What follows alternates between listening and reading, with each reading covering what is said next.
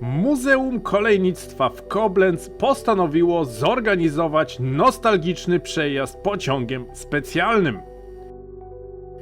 Muzealna lokomotywa Baureihe 103, która właśnie dojechała na dworzec główny we Frankfurcie, przygotowuje się do dzisiejszego zadania. My poprowadzimy tę jednostkę na odcinku Frankfurt-Fulda, po drodze zatrzymując się na kilku stacjach. Będzie to naprawdę niezwykła podróż, ponieważ miejscami będziemy jechać nawet 200 km na godzinę. Zapraszam wszystkich chętnych na wspólną wycieczkę, wejdźcie na pokład i zajmijcie wygodne miejsca, a ja poprowadzę ten pociąg.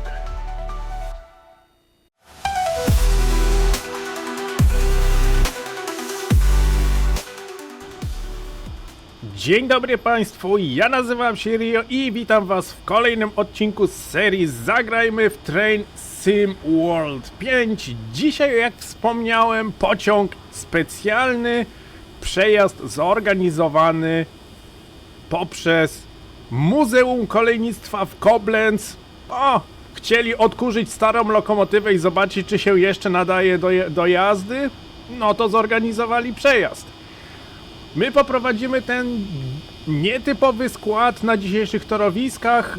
Oczywiście w Niemczech zdarzają się właśnie takie dziwne przejazdy, gdzie lokomotywy muzealne, które w zasadzie już nie są wykorzystywane do normalnych przejazdów, jeszcze gdzieś są podpinane pod wagony pasażerskie i właśnie takie pociągi czasami można zobaczyć, czasami można się nimi nawet przejechać, jeżeli mamy wystarczająco szczęścia. No ale my dzisiaj nie będziemy jechać jako pasażer, my dzisiaj poprowadzimy tą bardzo fajną lokomotywę. To co, zaczynamy! Bardzo duży budynek nastawni we Frankfurcie.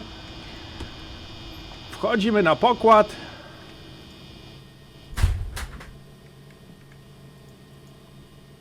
Zamykamy drzwi, siadamy, mamy jeszcze 3 minuty. Nastawnik kierunku jazdy wkładamy na swoją pozycję, ustawiamy na jazdę do przodu. Odblokowujemy hamulec zespolony. I w tym momencie tak, muszę jeszcze wstać i iść do drugiej kabiny, ponieważ tam są systemy bezpieczeństwa, a że przez maszynownię nie można przejść, no to trzeba iść dworem. Włączamy system PZB, system LZB. Patrzę, co tu jeszcze jest. Tu jest jeszcze SIFA, ale SIFę zostawię wyłączoną. Ze względu na to, że zamierzam Wam dzisiaj o tej lokomotywie poopowiadać. Dobra. Idziemy jeszcze do przodu. W zasadzie mogę wpuścić pasażerów. No, jeszcze zamkniemy te drzwi. Wpuśćmy pasażerów. Niech pasażerowie wsiadają. My skończymy tutaj przygotowywać lokomotywę do jazdy. Które to było światło z przodu? To? No nie, to jest czerwone. No, jest problematycznie ustawić światła tutaj w tej lokomotywie. No, podświetlenie instrumentów, to sobie włączymy. To też.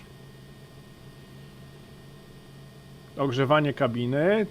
To jest czerwone. To też jest czerwone. Kurde, niby mam włączone światła. No dobra. Czekajcie, a tutaj co mamy? Podświetlenie instrumentów, ok.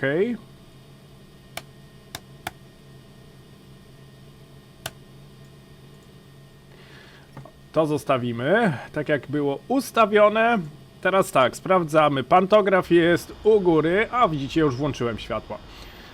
Pantograf jest u góry. główny wyłącznik, czyli wyłącznik szybki z polskiego, nie, bo w niemieckim jest to Hauptschalter, dlatego mówię czasami wyłącznik główny, ale chodzi tu o wyłącznik szybki, jest zamknięty. Zasilanie wagonów mamy podpięte, załączone, kompresor jest włączony, chłodzenie silników trakcyjnych jest automatyczne, system PZB mamy włączony, mimo to, że nie bardzo to widać. Spróbuję trochę rozjaśnić te kontrolki. No teraz.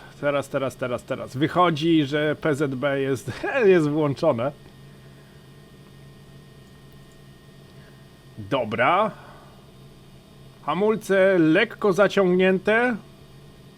Powiedziałbym, że jesteśmy gotowi do jazdy. W tym momencie już dostaliśmy nawet wyjazd z prędkością 40 km na godzinę.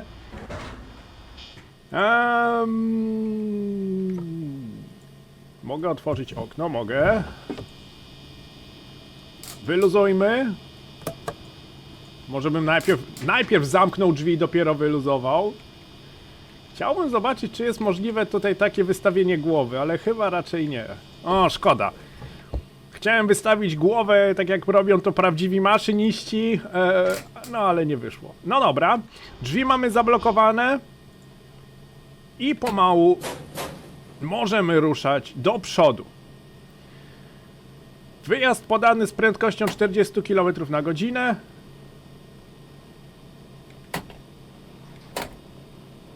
Fajnie słychać, jak się mechanizm przerzucający stopnie, jak wrzuca kolejne połączenia wysokiego napięcia. Oczywiście zaraz tego nie będziemy słyszeć, bo się włączy chłodzenie silników trakcyjnych. 70 i 85 mruga na przemian oznacza to, że jedziemy w restrykcyjnym monitoringu. Nie wolno nam jechać szybciej niż 45 km na godzinę, ale szybciej i tak nam nie wolno ze względu na to, że mamy tutaj wyjazd z prędkością 40 km na godzinę. Tym samym nie mamy co się tak olbrzymie rozpędzać. O, właśnie. Możliwe, że dzisiejszy przejazd będzie troszeczkę głośniejszy niż zwykle, no ale jest to właśnie spowodowane tym, że jest to dość stara lokomotywa i wygłuszenie kabiny maszynisty jeszcze nie było wtedy tak bardzo zoptymalizowane, jak jest w dzisiejszych nowoczesnych lokomotywach. Także nie miejcie mi za złe, że będzie trochę głośno, ta maszyna po prostu jest taka. Przed nami semafor wieloodcinkowy zapowiadający maksymalną prędkość 60 km na godzinę.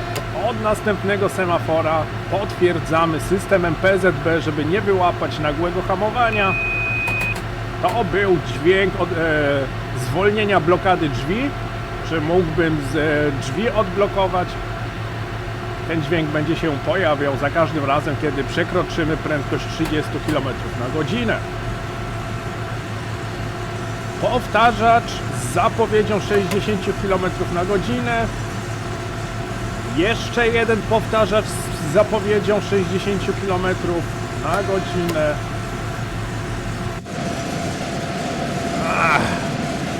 Sporo wagonów. Bardzo długi pociąg. Leciwa lokomotywa, ale lokomotywa jest naprawdę bardzo silna, bardzo mocna. I nie będzie miała problemów z tym, żeby utrzymać dzisiejszą maksymalną prędkość szlakową, jaka będzie w pewnym miejscu nawet do 200 km na godzinę.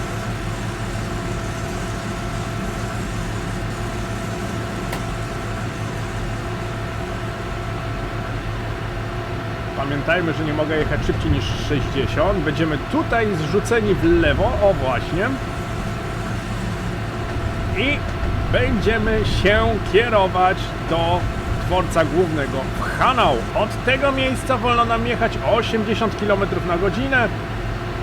Zaraz tutaj zadam wyższe stopnie na kole nastawczym. zadam więcej mocy.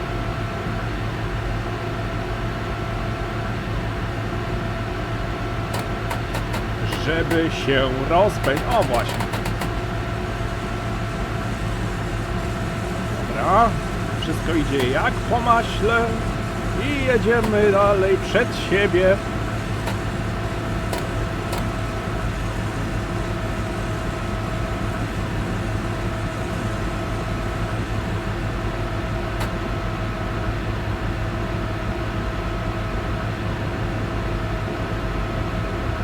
Obserwuję cały czas, jak tutaj prędkość się rozwija i ile mam zadanych kilonewtonów na silnik trakcyjny.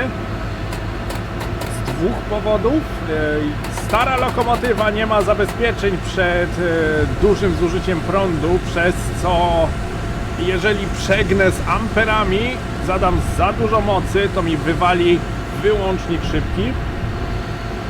A też nie chcę w tym momencie jechać za szybko. Nie chcę przekraczać tych maksymalnych dozwolonych prędkości tutaj. Powiedzmy, że chcę wykorzystać potencjał tej lokomotywy i te jej maksymalne prędkości, jakie może osiągnąć, ale też nie chcę przeginać tutaj właśnie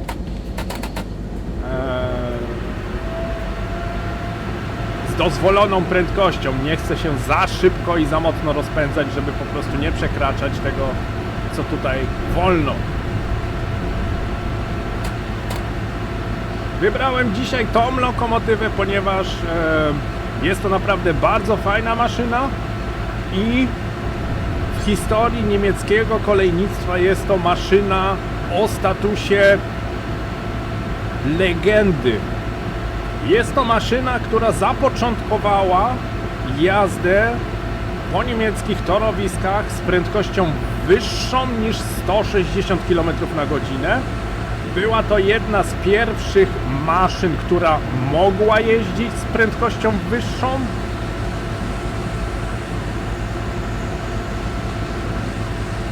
Prędkość tej maszyny powiem inaczej, prędkość tej maszyny wynosiła 200 km na godzinę, maksymalna prędkość tej maszyny, ale były też modele, w których testowano inny rodzaj przekładni i mogła ta lokomotywa jechać nawet 265 i 280 km na godzinę, bo właśnie dwie lokomotywy były tak przebudowane, żeby po prostu przetestować jeszcze szybsze przełożenie do właśnie przejazdów tutaj pasażerskich, do lokomotyw pasażerskich. Bardzo dobra maszyna, bardzo niezawodna, bardzo szybka, ale też bardzo stara. Także i do tego zrobiłem o niej może 2 filmiki w grze Train Sim World 3 i od tamtej pory praktycznie zostawiłem tą lokomotywę w spokoju. Od tamtej pory praktycznie już nic nie robiłem z tą lokomotywą i dlatego postanowiłem pokazać tą lokomotywę jeszcze raz w nowszym silniku gry, w nowszej wersji i co nieco o tej maszynie właśnie opowiedzieć. W tym momencie możemy jechać 150, oczywiście przegapiłem tutaj ograniczenie prędkości, jak zwykle się zagadałem, wybaczcie mi, ale mam maksymalny stopień na kole nastawczym, 39 stopni na kole nastawczym. Zarzucony właśnie w tym momencie najwyższy stopień, przez co lokomotywa wykorzystuje całą swoją siłę, ale zbyt szybko się nie rozpędzimy, ponieważ to była zapowiedź do prędkości 110 km na godzinę, także musimy tutaj przyhamować. Początkowo zastanawiałem się, na jakiej linii kolejowej pokazać Wam tą lokomotywę, ale postanowiłem właśnie, że ją pokażę na linii kolejowej Frankfurt-Fulda ze względu na to, że są tutaj 2 odcinki z aktywną linią LZB, dzięki czemu właśnie ta lokomotywa mogłaby się rozpędzić do swojej maksymalnej prędkości konstrukcyjnej. Mamy po drodze kilka przystanków, zobaczymy jak to będzie szło.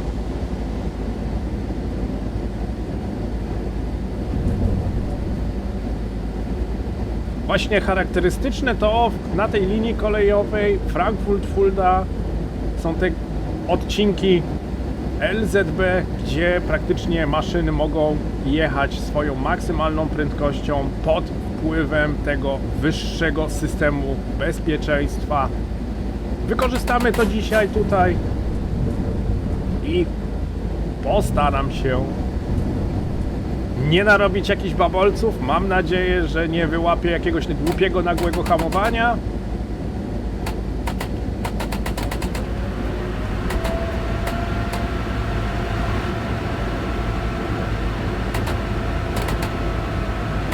W zasadzie mogę tutaj dać maksymalny stopień na kole nastawczym ze względu na to, że do 160 mogę się rozpędzić w tym momencie.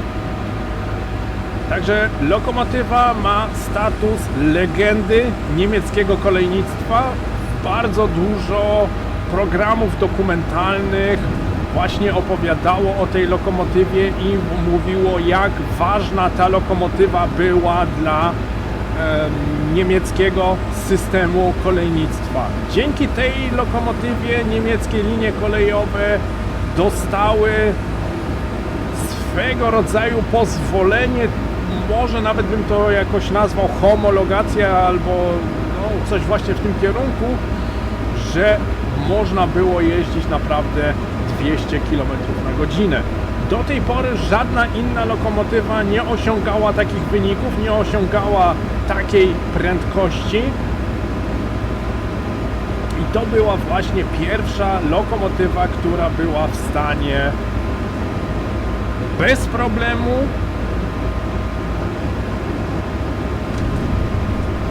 rozpędzić się do takich zadziwiających prędkości. Były dwie wersje tej lokomotywy. Była tak zwana lokomotywa E03 i lokomotywa 103.1 czy tam przecinek 1. I właśnie my zajmiemy się tą lokomotywą 103.1, ponieważ ta lokomotywa jest tutaj u nas w grze w Train Sim World 5. Dzisiaj wybrałem nawet inne malowanie, jakie było w tamtych czasach dostępne.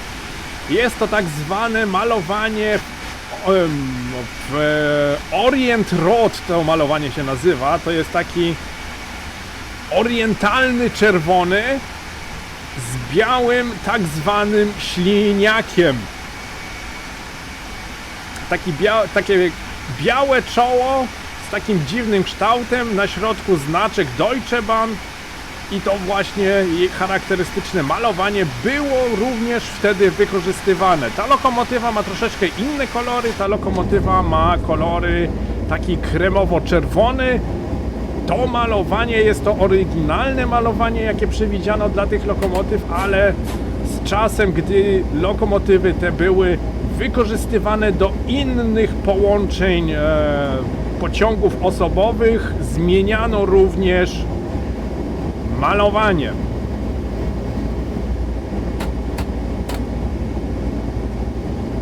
Wyprodukowano tej lokomotywy około 145 sztuk. Zapowiedź do 130. Pracowało nad tą lokomotywą, nad całym projektem pracowało aż 7 firm. Bardzo dużo firm pracowało.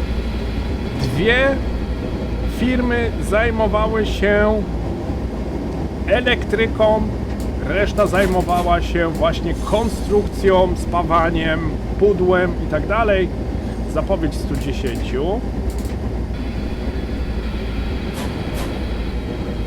Były to m.in. Henschelwerke, Krauss Maffei, Krupp, AEG, BBC i Siemens. Oczywiście Siemens tutaj podejrzewam, że się na pewno elektryką zajmował, ponieważ właśnie w tamtych czasach Siemens nie zajmował się konstrukcją lokomotywy, ale był niesamowicie silnym partnerem, jeżeli chodzi właśnie o elektrykę. Zapowiedź 100.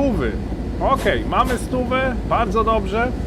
My się tutaj będziemy zatrzymywać, zbliżamy się dużymi krokami do dworca głównego w Hanau. Wymienimy pasażerów i będę wam dalej opowiadał o tym naprawdę ciekawym pojeździe. Ta lokomotywa jest dołączona do linii kolejowej Koblenz-Mainz. Linia kolejowa, która była według gry jest linia kolejowa usytuowana w latach 90., wczesnych latach 90., gdzie te lokomotywy jeszcze jeździły. Ale również postanowiono tą lokomotywę właśnie wprowadzić na tą linię kolejową, na Koblenz-Mainz, właśnie ze względu na to, że oryginalna lokomotywa w bardzo dobrym stanie, z oryginalnym malowaniem, jedna właśnie z pierwszych lokomotyw stoi w Muzeum Kolejnictwa, którą właśnie się w Koblenz znajduje. W Koblenz znajduje się jedno z największych muzeów kolejnictwa, jakie są w Niemczech, i tam właśnie nie tylko lokomotywy parowe są odstawione, ale są właśnie odstawione lokomotywy elektryczne dawnej, minionej epoki XX wieku. Sam osobiście przejechałbym się do Koblenz, ale Koblenz od mojego miejsca zamieszkania jest trochę daleko, jakieś 200 km, przez co problematyczny jest dojazd, bo to byłoby jakieś 2,5 do 3 godzin jazdy w jedną stronę i potem to samo jeszcze z powrotem, także mogłoby być trochę kiepsko. Ale jak będę miał okazję, to na pewno przejadę się tam i zobaczymy, co tamto muzeum oferuje. Wypuśćmy pasażerów. Dworzec główny w Hanau. Trochę beznadziejnie się zatrzymałem, bo akurat mam znak i nie mogę wam tutaj lokomotywy pokazać. Ale jest to dość nietypowe malowanie. Było w tamtych czasach powszechne, ale szczerze wam powiem, z tym oryginalnym kremowo-czerwonym malowaniem podoba mi się ta lokomotywa jeszcze bardziej. To malowanie jest takie, nie wiem, trochę nudne. Ale cóż zrobić, Deutsche Bahn zawsze stawiało na ten swój taki niepowtarzalny czerwony kolor i właśnie tak zwany śliniak, który był na czole lokomotywy. Ta lokomotywa ogólnie miała ciekawe kolory.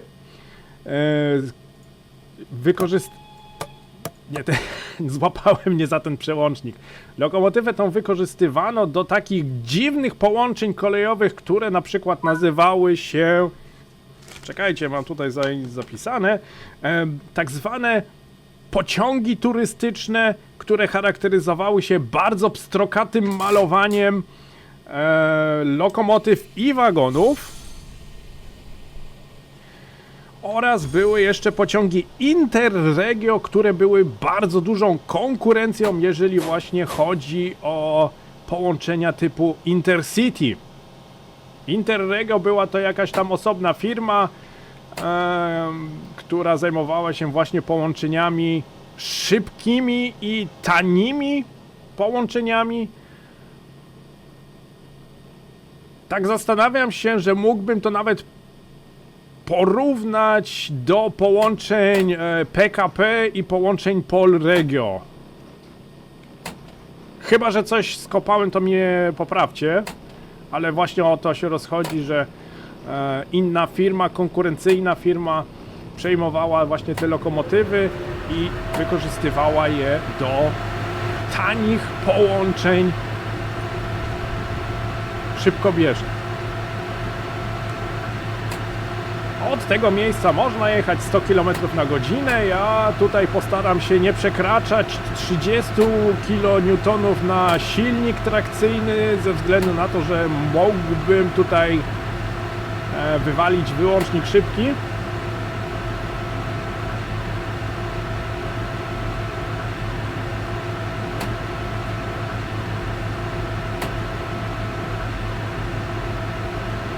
Ta lokomotywa ma tyle stopni na kole nastawczym, że można po prostu co jakiś czas bardzo dokładnie regulować siłę lokomotywy, siłę pociągową lokomotywy.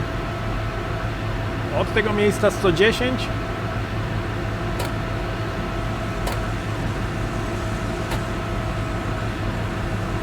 Zapowiedź ograniczenia prędkości do 60. Jest to tarcza ostrzegawcza z żółtą cyfrą 6 pod spodem od następnego semafora 60 km na godzinę. Potwierdzamy PZB, ponieważ jest to zmiana ograniczenia prędkości poniżej 100 km na godzinę. Taką zmianę ograniczenia prędkości zawsze potwierdzamy w systemie PZB. Będziemy tutaj kierowani na pewno na jakiś tor boczny. Zaraz zobaczymy.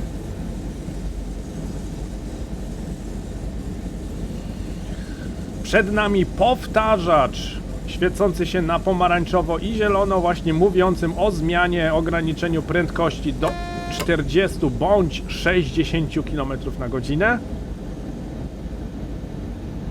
Początek linii LZB, mówiący o tym, że za jakiś czas 60 km na godzinę. W tym momencie PZB nas nie interesuje, przejął nas system LZB i w tym momencie będziemy mogli się rozpędzić do prędkości 200 km na godzinę, o ile tylko dam radę, bo tutaj z tego co kojarzę będzie lekko pod górkę. Lokomotywa jest wprawdzie bardzo silna, ale ma też swoje ograniczenia.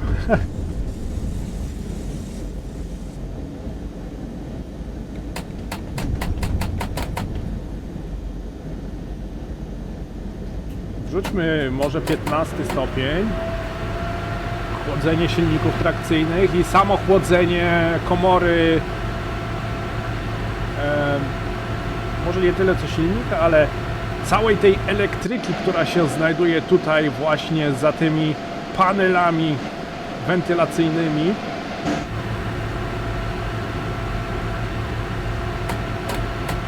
...80 na godzinę, ok.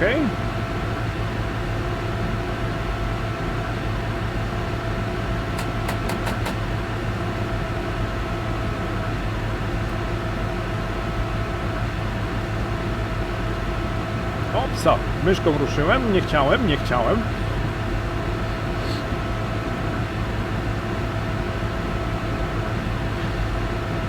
Kiedy ta lokomotywa pojawiła się na niemieckich torowiskach? Otóż budowano ją w latach 1970 do 1974. Jest to naprawdę lokomotywa lat 70., która już wtedy osiągała 200 km na godzinę. Właśnie to mnie fascynuje w niemieckim kolejnictwie. Mimo to, że lokomotywy były naprawdę stare, niby były naprawdę... Ta technologia nie była tak rozwinięta jak w dzisiejszych czasach, to mimo to już tworzono pojazdy szynowe, które osiągały tak zdumiewające prędkości. Między rokiem 1997 a 2003 zniknęły prawie wszystkie jednostki. To jest właśnie lata 90. Wspominałem tutaj właśnie o linii kolejowej Koblenz-Mainz, która była właśnie w latach 90. usytuowana i tam właśnie ta lokomotywa jeszcze była dyspozycyjna, jeszcze jeździła ta lokomotywa, ale niestety do końca roku 2020 zniknęły wszystkie możliwe lokomotywy.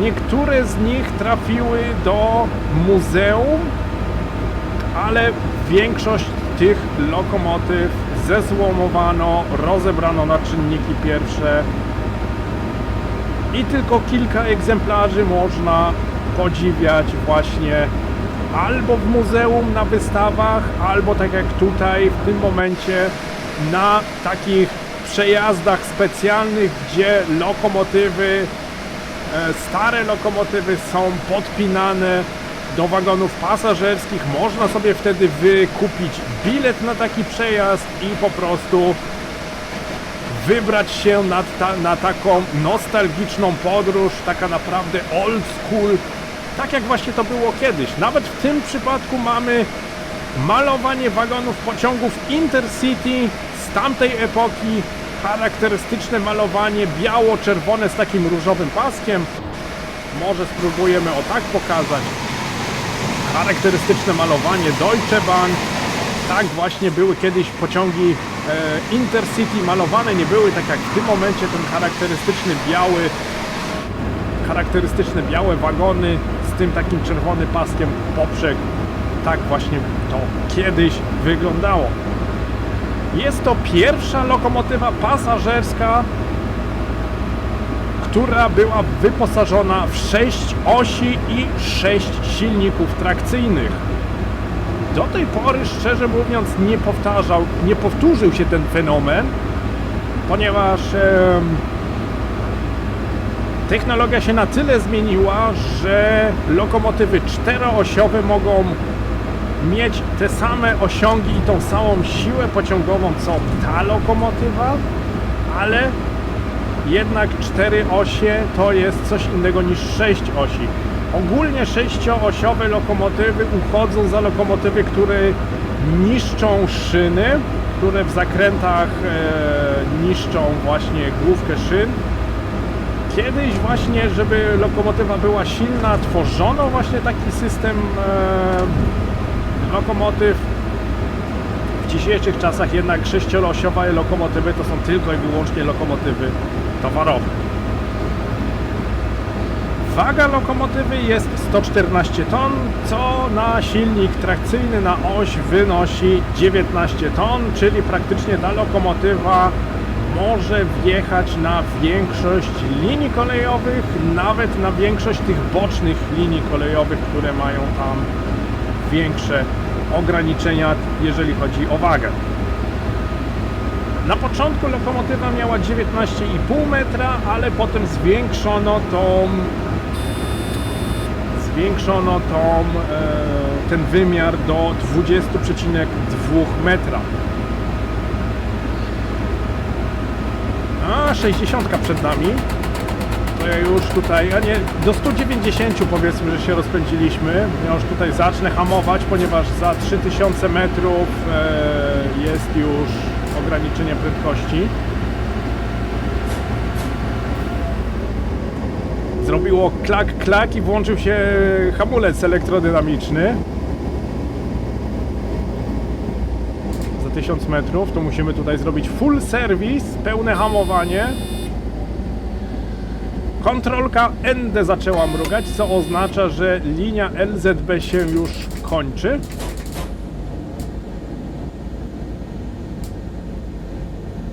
No, ciekawe, czy mi hamulec wyluzuje, czy nie przegiąłem z hamulcem. Ta pomarańczowa szóstka dotyczy tarczy ostrzegawczej, która się tutaj świeci pod spodem. Oznacza to, że od następnego semafora wolno nam jechać 60 km na godzinę. Ja tutaj to w zasadzie potwierdziłem, mimo to, że nie musiałem, ponieważ jestem jeszcze pod wpływem linii LZB.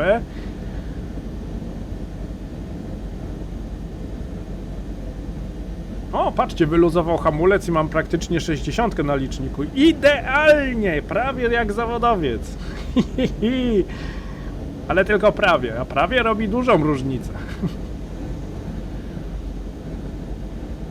Za 4,5 km mamy kolejny postój na stacji Gelnhausen na peronie 3.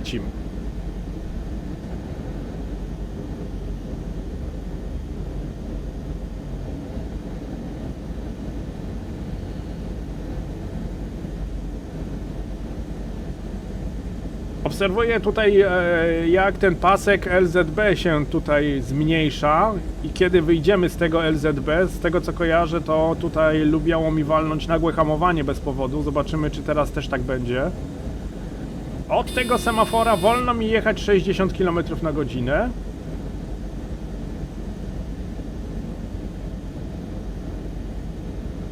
No okej, nie dostałem tym razem nagłego. Zależało mi na tym, żeby to troszeczkę zaobserwować, bo nie wiedziałem, czy będzie to mój błąd, który tutaj wykonywałem, że dostawałem nagłe hamowanie po wyjściu z tej linii LZB, czy po prostu gra ma jakiś problem. Ale z tego co widzę, to był mój problem. Ja coś źle robiłem, dlatego dostawałem tutaj nagłe. Zjeżdżamy na prawy tor. I zaraz się tutaj zatrzymujemy w Gelnhausen.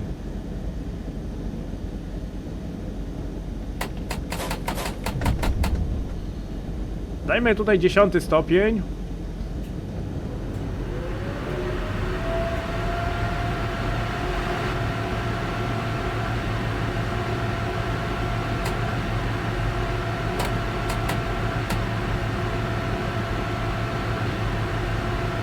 O, i jedziemy dalej. Wyjechaliśmy całym składem z rozjazdu i w tym momencie możemy jechać dalej 160 km na godzinę, ale do tej prędkości się prawdopodobnie nie rozpędzę, ponieważ odcinek jest zbyt krótki i zaraz i tak musimy hamować, więc delikatniej z wyczuciem. Nie chcemy tutaj starszej pani tutaj jakoś przeciążać, żeby przypadkiem coś się nie zepsuło, bo podejrzewam, że do takiej lokomotywy części zamienne to już naprawdę szukanie igły w stogu siana.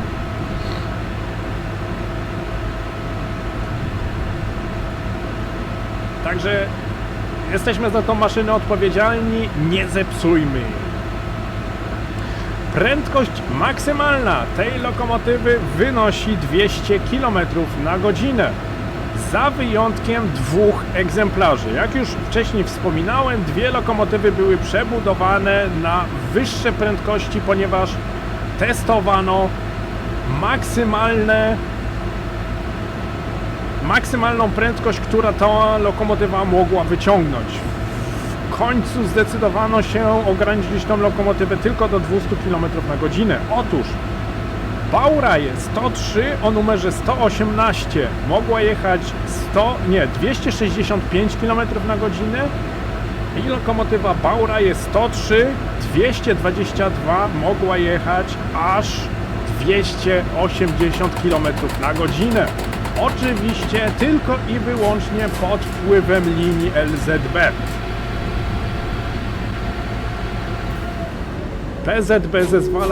PZB zezwala tylko i wyłącznie na jazdę 160 km na godzinę, LZB zezwala na jazdę szybszą. Tak jak tutaj mieliśmy w tym momencie, rozpędziliśmy się prawie do 200, 190 na liczniku było, prawie. Ale i tak uważam, lokomotywa z lat 70., która jest w stanie się do tak niesamowitej prędkości rozpędzić.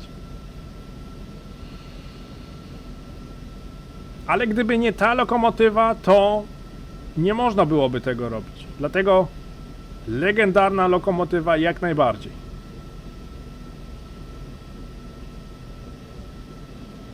Delikatnie wjedziemy tutaj na dworzec główny w Gelnhausen. Zatrzymujemy się tutaj, wysadzamy pasażerów i za chwilę będziemy mogli jechać dalej. Wyjazd mam już podany. Bardzo dobrze. Dojedziemy do literki H, która oznacza halt, czyli zatrzymanie pociągu.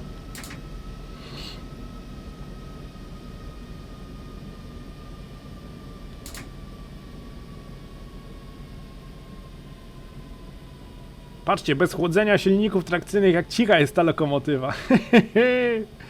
Jak się tylko te wentylatory włączą, to aż głowę urywa. Dobra, stoimy, odblokowujemy drzwi. Pasażerowie sobie tutaj wsiądą i wysiądą. A, trochę ludzi z nami dzisiaj jechało.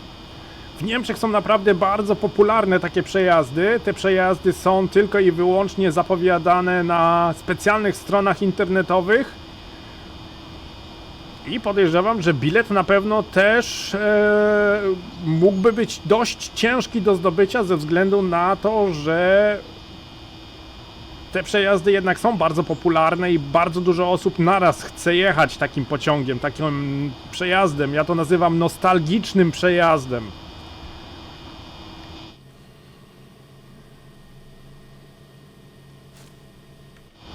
I do tego takie dziwne, ciekawe malowanie. Bauraje 103, 122 w orientalnym czerwonym ze śliniakiem. Uwielbiam to. Uwielbiam to. Takie sformułowanie. Blokujemy drzwi.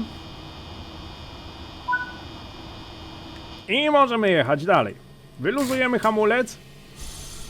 Przejdę jeszcze raz na kamerę zewnętrzną i posłuchajcie, jak mechanizm tych, nie wiem jak się dokładnie nazywają, te urządzenia właśnie, które zwierają poszczególne obwody elektryczne,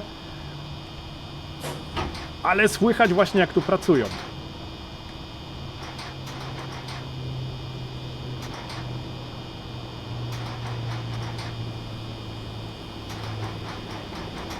Słyszycie? Super to jest zrobione. Naprawdę cieszę się, jak Dovetail Games potrafi odwzorować daną lokomotywę. Jak to naprawdę wszystko jest zrobione. Wszelakiego rodzaju dźwięki, wszelakiego rodzaju odczucia co do trójwymiarowego modelu lokomotywy, no bo przecież bryła też musi być jakoś zrobiona. Dźwięki, charakterystyka jazdy, moc, wszystko jest naprawdę bardzo dobrze zrobione. Lokomotywa naprawdę im się udała. Nie tylko prędkość tej lokomotywy była zdumiewająca, ale również moc tej lokomotywy była zdumiewająca. Siła tej lokomotywy wynosiła 7440 kW, a nawet w porywach zmierzono siłę 7780 kW. Taki Vectron w dzisiejszych czasach ma 6400, Taurus, czyli Husarz ma 6400 i to są już jedne z najsilniejszych lokomotyw. A jednak ta lokomotywa przebijała to jeszcze o 1000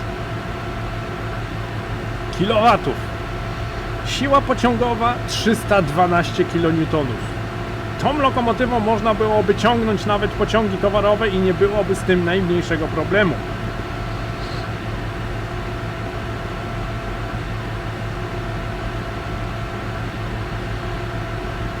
Co ciekawe jeszcze, na wzór tej lokomotywy budowano późniejsze lokomotywy Bauraje 101 i Bauraje 401, czyli ICE-1. Ta sama technologia, która była właśnie wykorzystywana w 101 i w ICE-1, to jest wszystko budowane na podstawie tej lokomotywy. Ta lokomotywa praktycznie właśnie zapoczątkowała wszystkie te szybkie połączenia, te dalekobieżne, ekspresowe połączenia, połączenia Intercity, połączenia Intercity Express. Właśnie dzięki tej lokomotywie.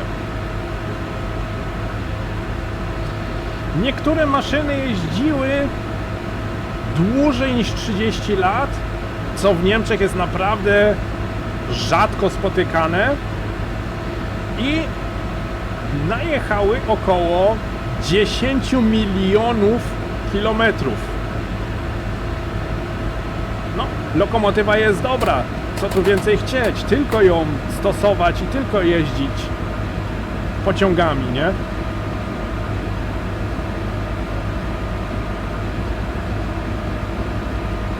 Właśnie dzięki tej sile tej lokomotywy, czyli 7440 kW, mogła ta lokomotywa ciągnąć pociągi 400 ton, typowe pociągi pasażerskie, właśnie z prędkością 200 km na godzinę. W tamtych czasach żaden inny pociąg nie mógł tego zrobić, ponieważ brakowało tej mocy. Ta lokomotywa była tylko i wyłącznie zasilana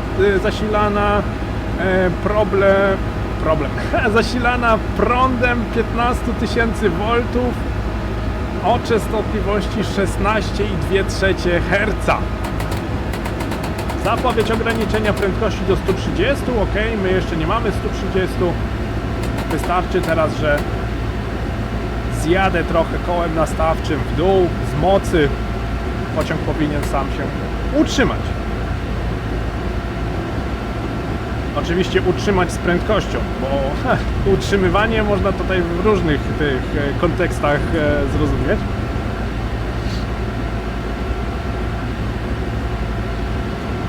Od tego miejsca 130.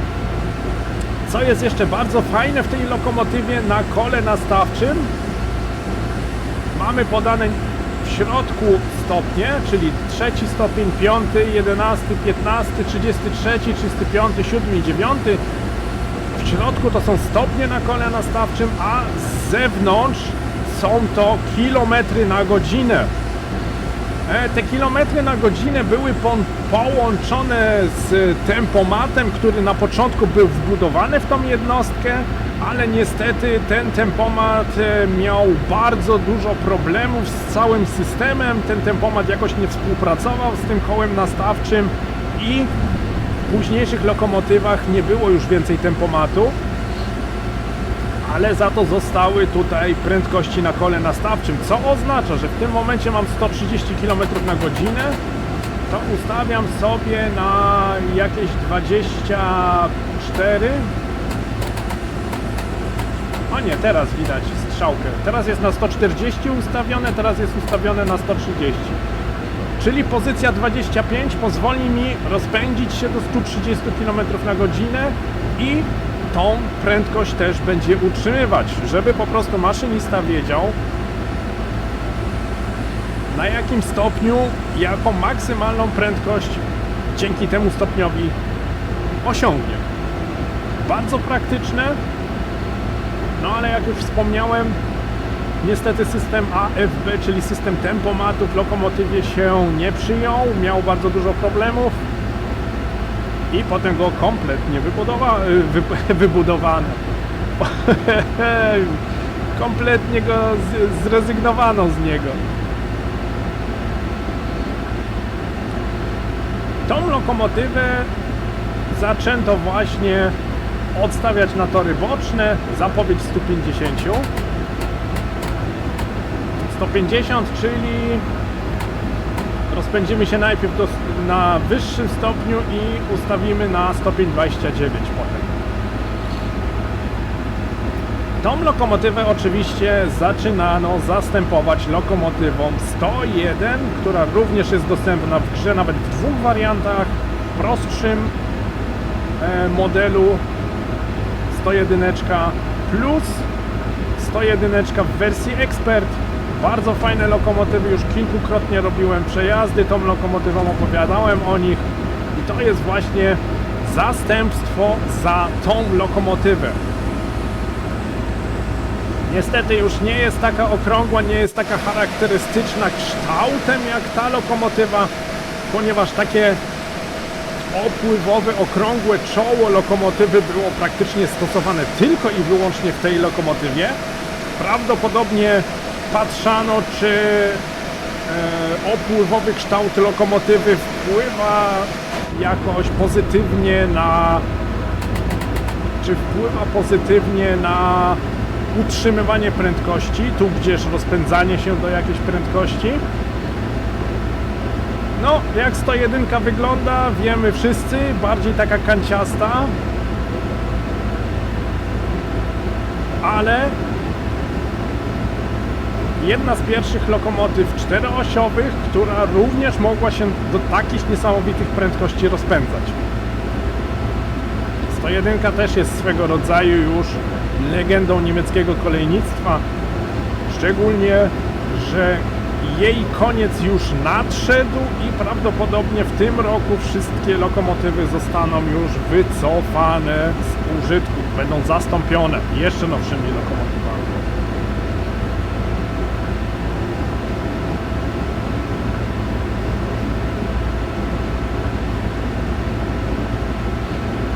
Ta lokomotywa jest właśnie taka głośna ze względu na chłodzenie, jakie było zastosowane w niej. Nie tylko chłodzenie silników trakcyjnych, ale również chłodzenie szaf wysokiego napięcia, czyli całej tej elektryki, która znajduje się tutaj za tymi wlotami powietrza. Co najlepsze, ta lokomotywa była w stanie przedmuchać przez całą lokomotywę 10 metrów sześciennych powietrza na minutę. Jest to olbrzymia ilość powietrza. Właśnie z tego powodu jest ta lokomotywa też taka głośna, no bo wentylatory cały czas pracują, wentylatory cały czas dmuchają, chłodzą.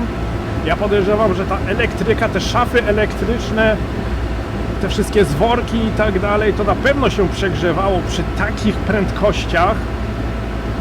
Dlatego też takie olbrzymie chłodzenie tej lokomotywy.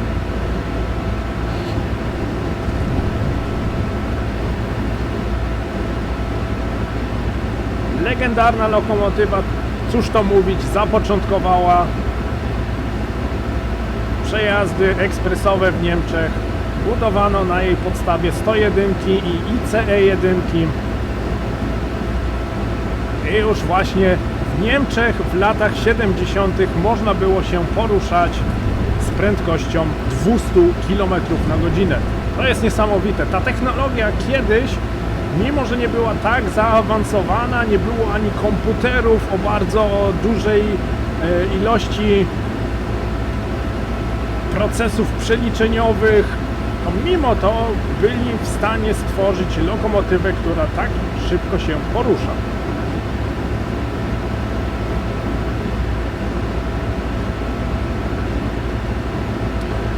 Jeżeli chodzi o grę, lokomotywa jest dostępna w dodatku Koblenz Mainz. Czekajcie, zapowiedź ograniczenia prędkości do 110. OK.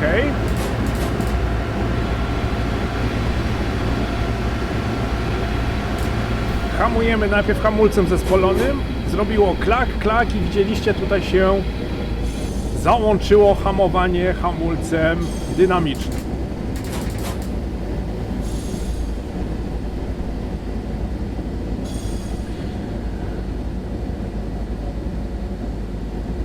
Lokomotywa dostępna w dodatku Koblenz Mainz w oryginalnych malowaniach kremowo-czerwonych, które moim zdaniem jest o wiele ładniejsze.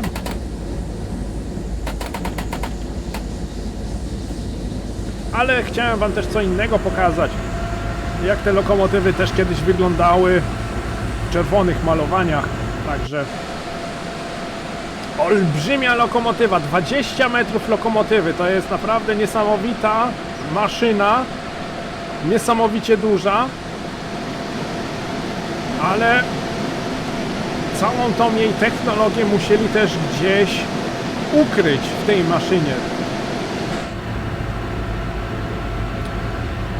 Maszyna w grze jest łatwa w prowadzeniu.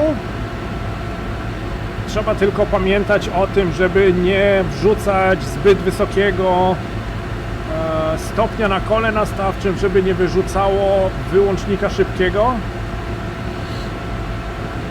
Ale ogólnie można lokomotywę w bardzo łatwy sposób prowadzić. Nie ma jakiegoś tutaj skomplikowanej obsługi.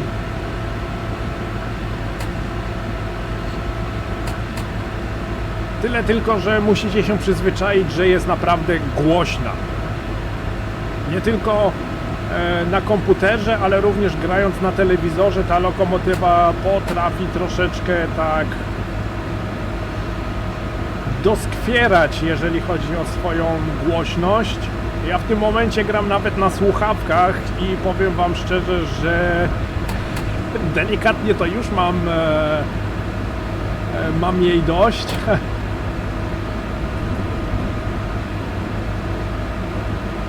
No ale stare maszyny właśnie charakteryzowały się tym, że nie były takie wyciszone, jak to bywa w dzisiejszych czasach, w tych naprawdę nowoczesnych maszynach, gdzie praktycznie w środku żadnej elektryki, nic nie słychać, żadnych wentylatorów nie słychać. Komfortowa jazda dla maszynisty, takie nowoczesne miejsce pracy. Kiedyś były inne wymogi, maszynista musiał się dostosować do tego, jakim pojazdem miał jechać, czyli nie mógł praktycznie, jakby to powiedzieć, nie mógł liczyć na to, że lokomotywę, którą dostanie, po prostu będzie się bardzo wygodnie prowadziło, chociaż z tego co czytałem i z tego co słyszałem w różnych programach dokumentalnych, to maszyniści i tak lubili tą lokomotywę ze względu na to, że była bardzo niezawodna. Mimo to, że była tak szybka i tyle mocy miała, ta maszyna się praktycznie w ogóle nie psuła. No ale to było kiedyś, znamy to z dzisiejszych czasów, im mniej elektroniki w samochodzie, im mniej komputerów pokładowych, tym prostsza obsługa maszyny i większa niezawodność maszyny. Popatrzcie na dzisiejsze auta.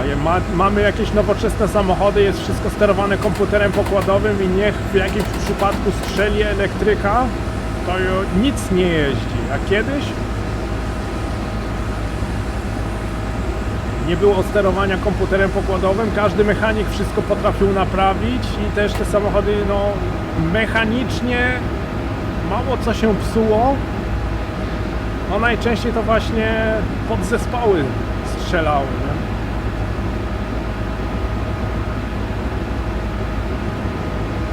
Zbliżamy się do naszego kolejnego przystanku, jakim jest Schlüchtern. Ciekawa nazwa.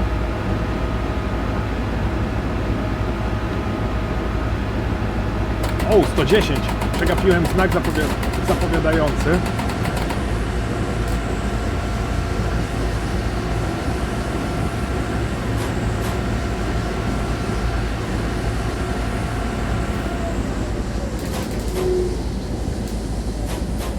Klak, klak, klak, klak. Hamulec dynamiczny się włącza i wyłącza.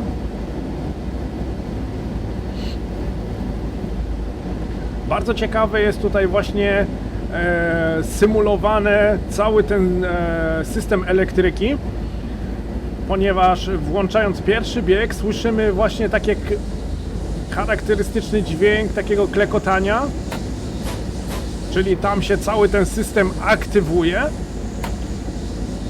Jak włączymy na 0, to ten system się deaktywuje i jakbyśmy w tym momencie zaczęli hamować hamulcem elektrodynamicznym, to w drugą stronę się przełącza cały ten system i wtedy wytwarza się prąd,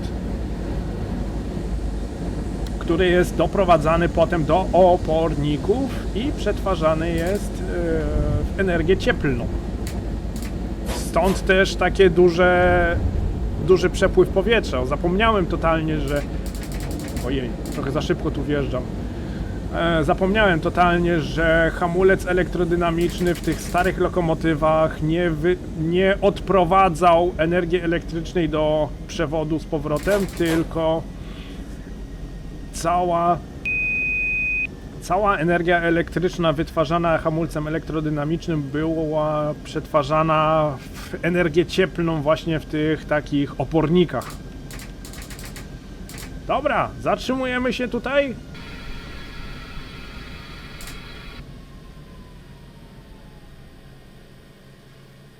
Elegancko. Ustawię hamulec tak na 20%, żeby nie był aż tak mocno zaciągnięty. Odblokowujemy drzwi i pozwalamy pasażerom wsiąść lub wysiąść, choć muszę przyznać, że akurat na tej stacji to tutaj nikt nie chce się ewakuować z naszego pokładu. Fajnie sprężarkę słychać.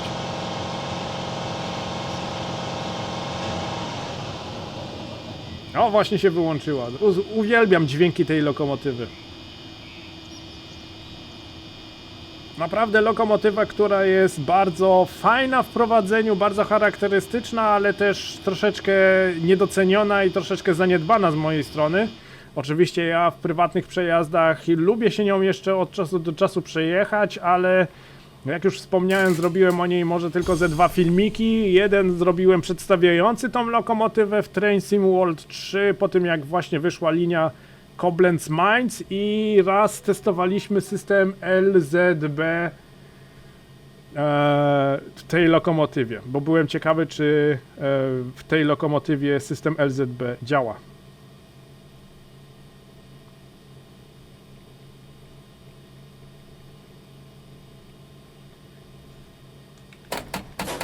Zadajmy moc, rozpędźmy maszynę, posłuchajmy, jak to wszystko tutaj działa.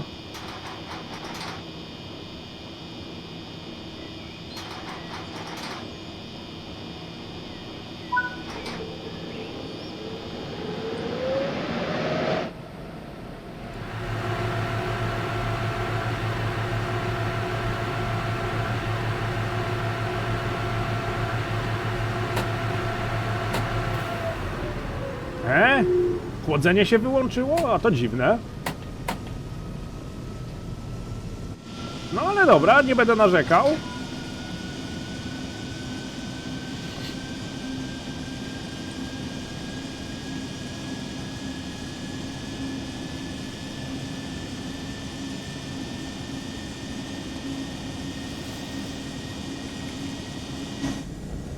Spoko, myślałem, że włączy się chłodzenie, no ale widocznie nie musi.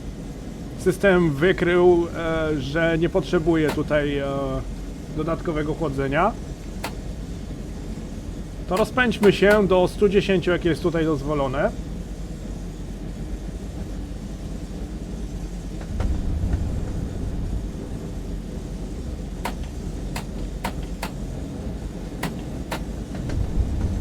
O! Teraz dostała mocy, już było widać, jak szarpnęła do przodu. Ale jak widzicie, przy nawet małej prędkości mogę zadać naprawdę bardzo wysoki stopień. Oczywiście, jeżeli będę zadawał po kolei te stopnie, a nie będę od zera startował lokomotywę ze stopnia 15, bodajże tutaj gdzieś 20, to wtedy mogą być problemy. Ale jeżeli delikatnie ruszymy lokomotywą i zadajemy kolejno stopnie, to nawet od tych niskich prędkości można się tu bezproblemowo rozpędzić. Tyle tylko pamiętajcie, jeżeli się zbliżacie do swojej maksymalnej prędkości szlakowej, jaka w tym miejscu jest dozwolona, to odkręcenie tego koła na pozycję 0 trwa trochę. Dlatego pamiętajcie, że to koło nastawcze działa z takim lekkim opóźnieniem, mógłbym tak nawet powiedzieć.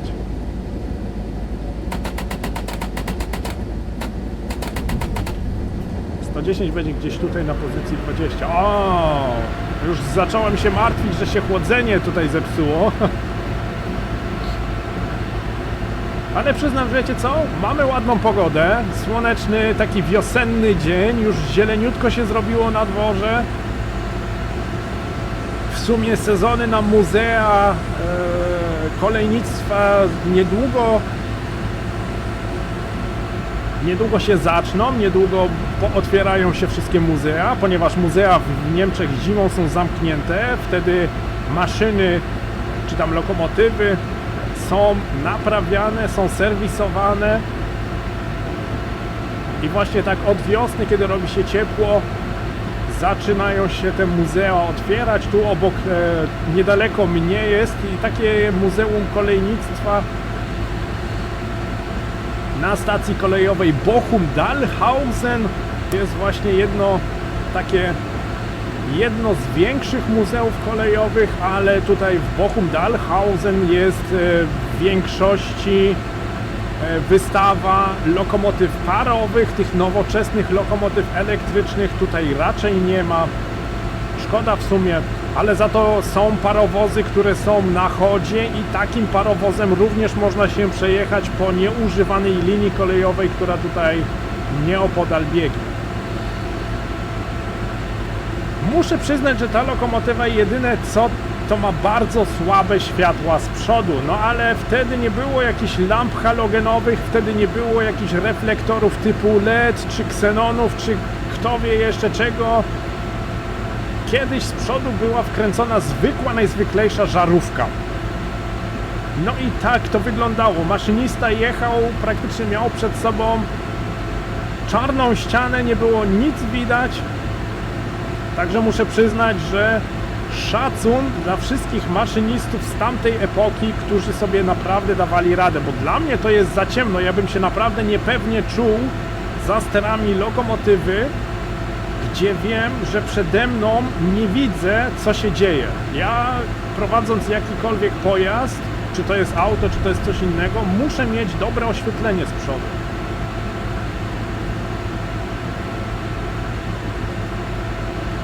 Bo inaczej mogą być problemy.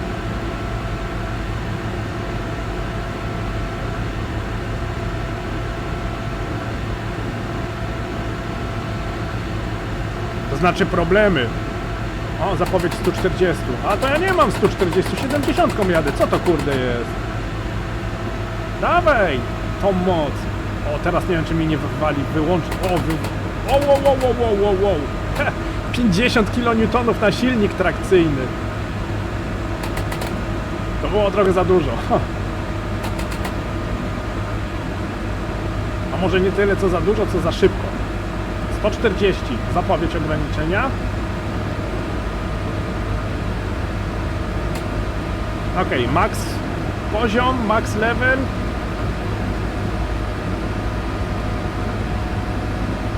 Uwaga, wyjeżdżamy z tunelu, flashbang.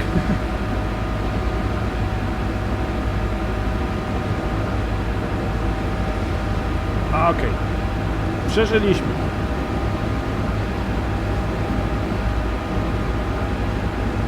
No, tamta epoka. Zwykłe, najzwyklejsze żarówki wkręcone w obudowy reflektorów z przodu i tym maszynista musiał sobie oświetlić drogę przed nim. Naprawdę przyznam, odważne rozwiązanie, no ale wtedy nie było takich technologii oświetlenia, jakie są w tym momencie. W tym momencie każdy samochód ma żarówki LEDowe i to jeszcze jakieś tam smart, które nie oślepiają samochodów z naprzeciwka. Można jechać na długich światłach, które również nie oświetlają samochodów z naprzeciwka, ponieważ one się tam jakoś stopniowo wyłączają. Gdzie? To kiedyś nie było. Zwykła żarówka w obsadkę i heja, i jazda.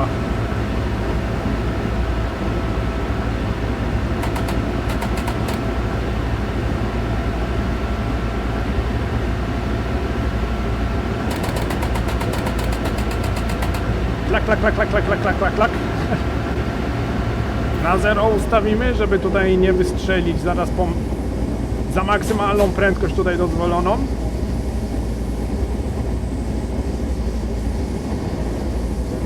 Wjazd jest podany.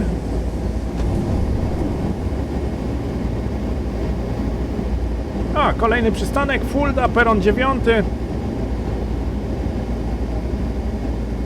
Także nam trochę zeszło dzisiaj z przejazdem. Mam nadzieję, że się delektowaliście, tak jak i ja. Lokomotywa jest naprawdę bardzo fajna.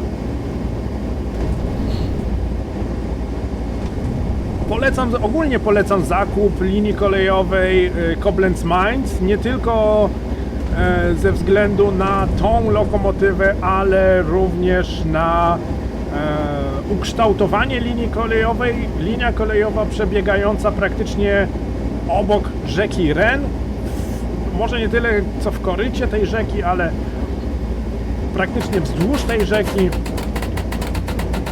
Piękna, malownicza linia kolejowa, do której można sobie ściągnąć modyfikację, która daje nam nowy rozkład jazdy z nowymi maszynami, czyli praktycznie możemy mieć dwa rozkłady jazdy na tej linii kolejowej, ten stary z lat 90., gdzie była 110, 103 i tak dalej, oraz nowy rozkład jazdy z nowoczesnymi maszynami,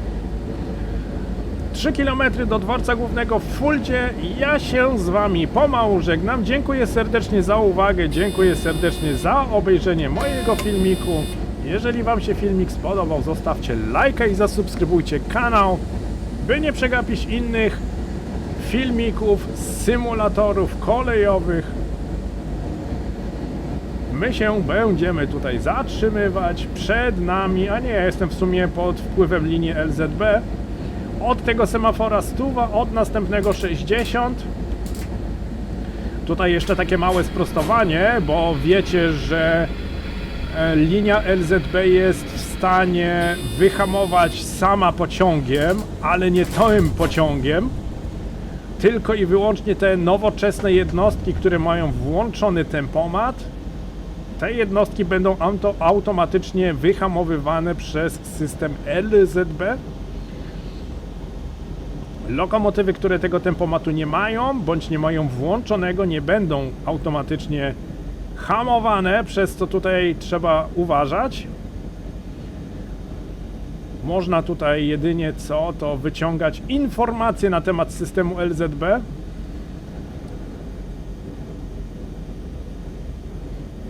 Czyli za 250 metrów 60 km na godzinę i my musimy sami się do tej prędkości dostosować. Przed nami semafor wjazdowy, świecący się na zielono i pomarańczowo. Nad semaforem biała cyfra 6, co oznacza, że od tego semafora 60 km na godzinę.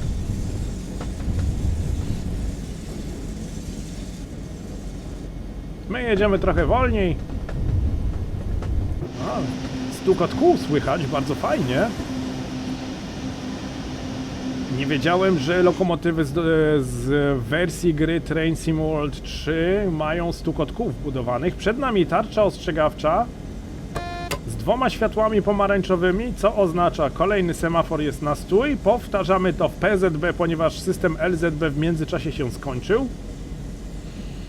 Jak się z wami żegnałem, to się pojawiła kontrolka ND, trzeba było się uwolnić i właśnie przeszliśmy w system PZB.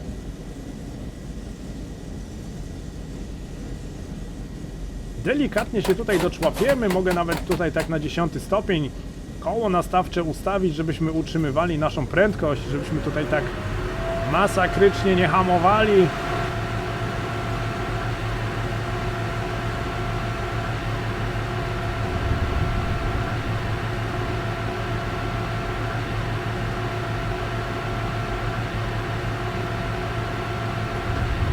Jeszcze 400 metrów, a tutaj na tą stronę stacji, ok, na boczny tor linii kolejowej, bardzo fajnie.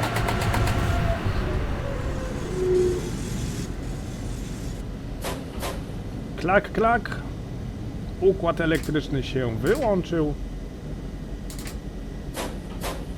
Załączył się hamulec elektrodynamiczny. To jest sygnał, że możemy odblokować drzwi. Tak zwany Türfreigabe. Tyle tylko, że ta lokomotywa z nami nie rozmawia, tylko daje nam sygnały dźwiękowe. Jeżeli to byłaby na przykład 185 Rail Pula, to mielibyśmy właśnie to Türfreigabe, Türfreigabe. 101 również nam o tym mówi. Dociągnijmy do semafora. Chociaż jest to bardzo długi peron, stacja w Fuldzie jest naprawdę olbrzymia. Także jeżeli już bym się zatrzymał, to i tak bym się zmieścił całym składem. Dobra. My się tutaj zatrzymujemy. Wypuszczamy ludzi.